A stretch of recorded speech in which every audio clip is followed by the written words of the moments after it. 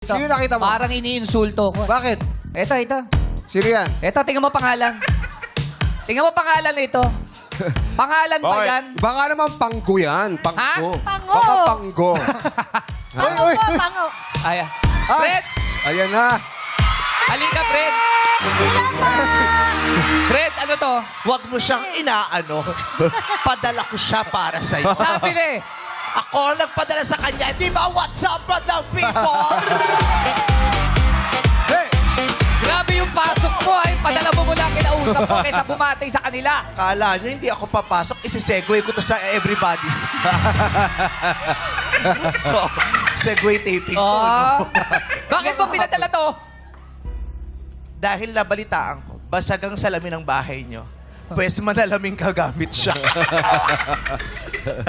Pango. Pambansang ilong po, mami. Ano Ha? Pambansang ilong po ito. Oo, pampansang ilong yan. Huwag ka na masyado magsalita dahil sa kalagay ng ilong mo, konting hininga na lang ang nakukuha mo. Pag nahapo ka pa niyan, may stroke ka pa. Ako nang bahala sa iyo. Oh, pero cute naman yung ilong mo. ah. Sige, buhatin mo ang bangko mo. Siyempre kami yung magkukurihan. Ang importante, nakakahinga. Di ba? Yes. oo. Tama po eh. Yes. Hindi po ako eh, Pinoy. Oo. Oo, di ba?